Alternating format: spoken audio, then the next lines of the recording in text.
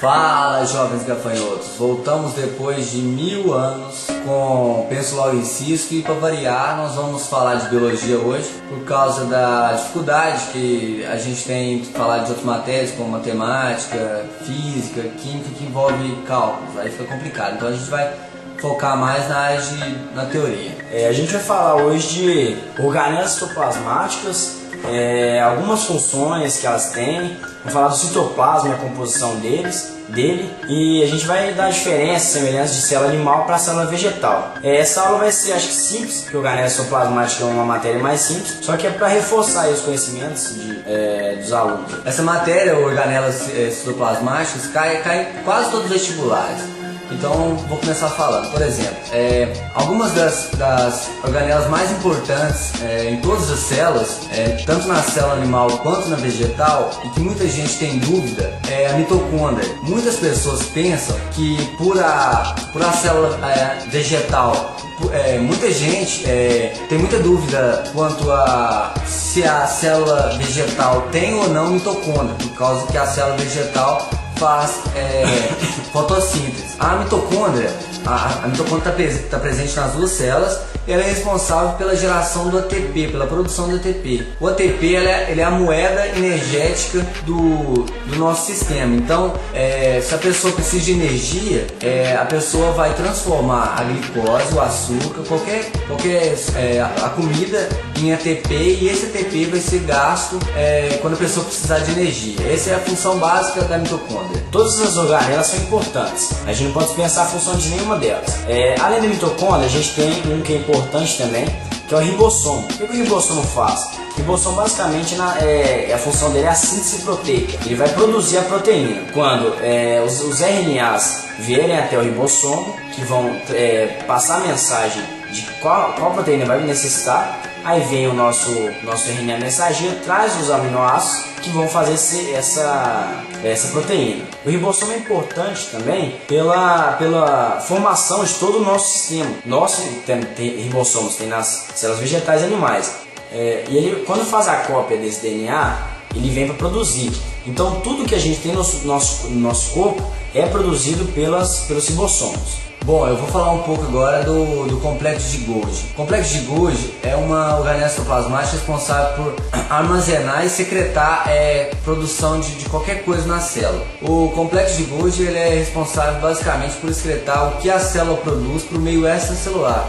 Então, por exemplo, se é produzida a proteína, ela vai para o complexo de Golgi, o complexo de Golgi armazena aquilo e depois manda para o lado de fora. Então, qualquer tipo de excreção que a célula vai fazer pelo complexo de Golgi. É isso aí. Temos também os lisossomos, que estão presentes na célula vegetal e na animal, tanto quanto uma na outra. E os lisossomos têm a função de digestão intracelular. Eles pegam aqueles resíduos que estão na célula e digerem ele. Bom, eu vou falar também do retículo endoplasmático. Nós temos o retículo endoplasmático liso e o retículo endoplasmático rugoso. O retículo endoplasmático rugoso, ele tem muitas, o nome rugoso vem porque ele tem muitas bolinhas pregadas nele. Vocês vão ver a imagem aqui do lado. Essas bolinhas são os ribossomos. Os ribossomos são bolinhas.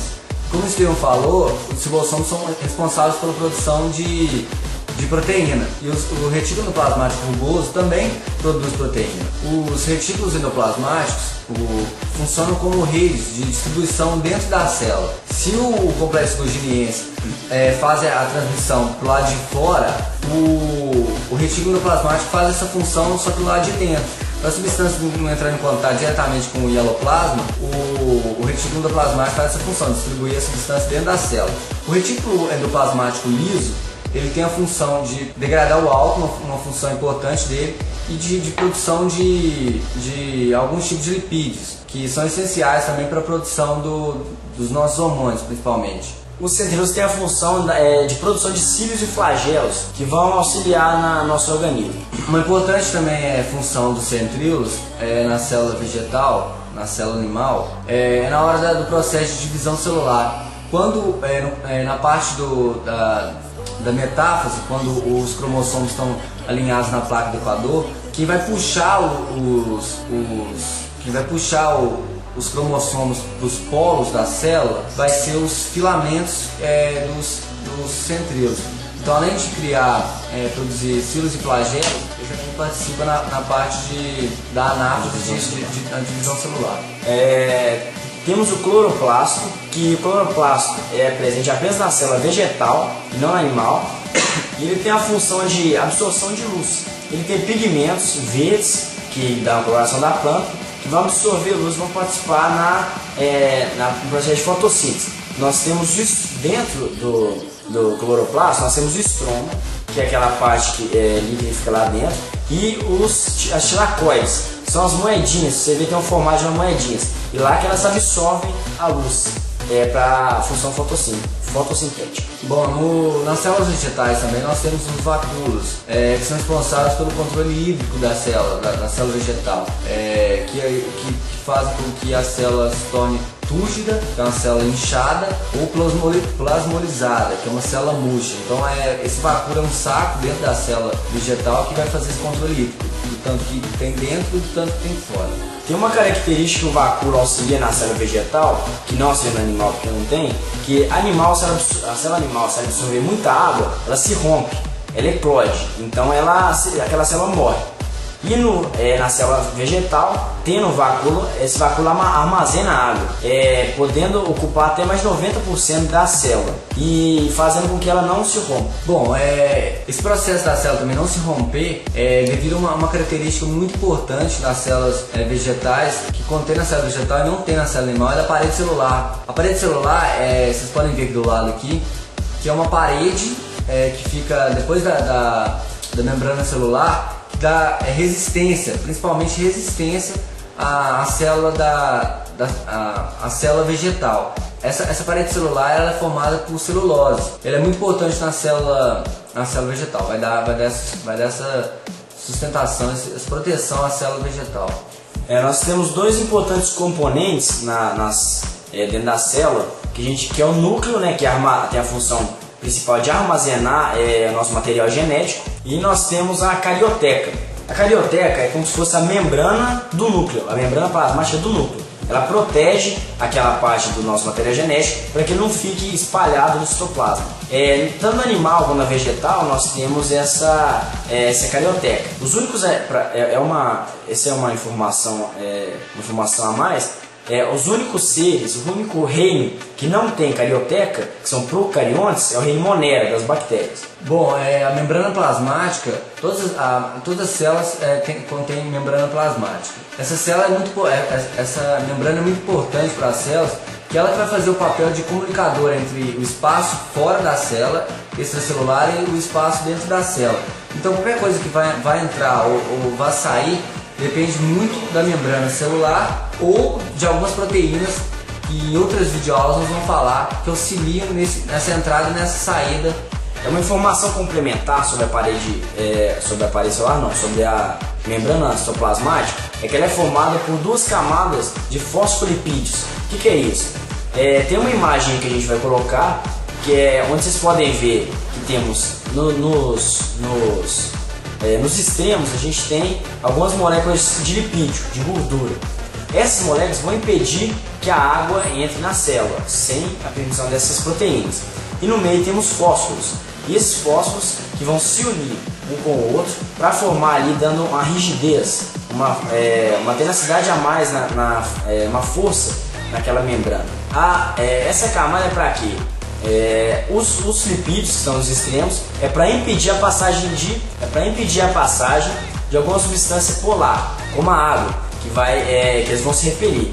E se alguma substância for apolar, vai passar por essa camada de lipídio, mas não vai passar para a camada de fósforo. Nós temos também, um que é pouco comentado, não sei, o citoesqueleto. O que o citoesqueleto faz? Ele tem a função uma função estrutural. Ele só vai da estrutura, da organização. Bom, a nossa aula não vai terminar por aqui. Nós vamos começar agora a fazer alguns exercícios sobre essa matéria, para ficar bem claro para vocês. Se surgir alguma dúvida, vocês podem colocar no comentário aqui. E se a gente esqueceu de falar alguma coisa, se surgir nos comentários, então continue acompanhando a nossa videoaula e até já.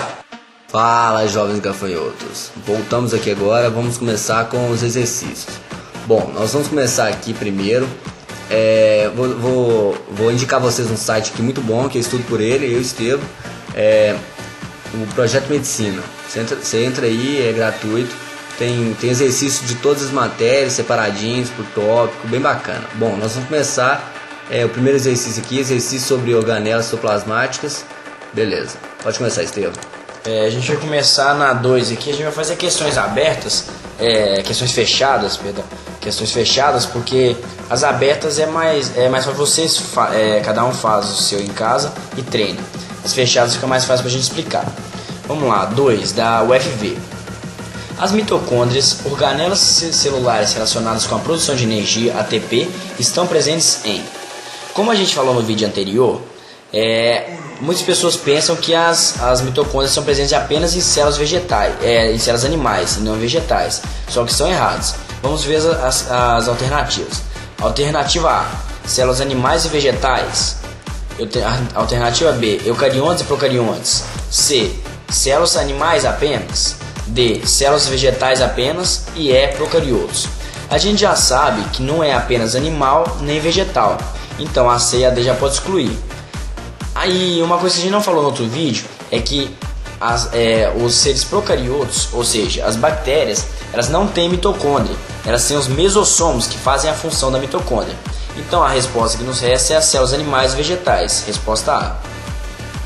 Bom, agora nós vamos pular para a questão número 4, porque a 3 é aberta também. PUC Rio Grande do Sul 2000. Sabe-se que os mitocôndrios representam as células importantes locais de utilização do oxigênio. Porém, além deles, temos outras organelas que também utilizam o oxigênio de maneira igualmente importante à vida celular, não formando, no entanto, ATP. O texto acima se refere aos: letra A, lisossomos, B, microtúbulos, C, peroxissomos, D, microfilamentos e letra E, fagossomos. Bom, essa informação não foi dada na nossa videoaula, mas ela é uma informação complementar. A resposta certa aqui no caso são os peroxissomos. Os peroxissomos, assim como os lisossomos, eles são importantes pois eles degradam alguns tipos de matéria orgânica. E no caso dos peroxissomos, eles degradam e retiram hidrogênio de alguns tipos de matéria orgânica. Esse hidrogênio ele combina com o oxigênio, que está falando no enunciado, e vai formar água oxigenada, H2O2. Essa água oxigenada ela é muito ruim para nossa célula. Então logo o peroxissomo, através da catalase, que é uma enzima, vai degradar e expulsar da célula essa água oxigenada. Agora nós vamos para a questão número 5. Questão número 5, o EL. A produção de ATP numa célula animal ocorre fundamentalmente nos gojossomos, nos cromossomos, nos lisossomos, nos ribossomos ou nas mitocôndrias. Fácil, né, galera? A gente viu no vídeo, na videoaula, que aonde se forma ATP ou energia para o nosso corpo são nas mitocôndrias, sendo que os gojossomos estão no complexo Golgiense, que empacota e secreta substâncias. Os cromossomos têm a ver com o nosso DNA. Os lisossomos têm a ver com a digestão intracelular, e os ribossomos produção de proteína. Então o que nos resta, e a resposta certa é mitocôndrias. Bom, nós vamos agora para a questão número 6, Unital 1995. O retículo endoplasmático rugoso é responsável pela síntese e transporte de proteína. No entanto, a síntese proteica é realizada por grânulos, que estão aderidos a ele, denominados de letra A, mitocôndrias, letra B, ribossomos, letra C, lisossomos, letra D, cloroplastos, letra E, fagossomos. Bom, como eu disse na videoaula anterior, o retículo endoplasmático rugoso, a sua rugosidade é devido a bolinhas que são pregadas a eles. Essas bolinhas são ribossomos. Então, a alternativa correta, letra B, fácil. Vamos para a 7. 7, o S. Certas organelas produzem moléculas de ATP e outras utilizam o ATP produzido pelas primeiras para a síntese orgânica a partir do dióxido de carbono. Estamos falando respectivamente de... Vamos lá, como a gente falou na videoaula, a organela que produzem ATP são quais? Mitocôndrias. Então a gente fica entre duas opções aqui, a B e a C. Aí a gente vai pensar o complexo de Golgi ou o cloroplasto, que ele usa o dióxido de carbono para a produção de alguma molécula orgânica. O complexo de Golgi, como a gente viu, ele serve apenas para empacotar e secretar substâncias, não tem a produção de alguma substância. E o cloroplasto, que está na célula vegetal, que ele tem a função, na fotossíntese dele, que ele vai ter essa função de usar o ATP. Bom, agora nós vamos fazer uma questão aqui mais difícil.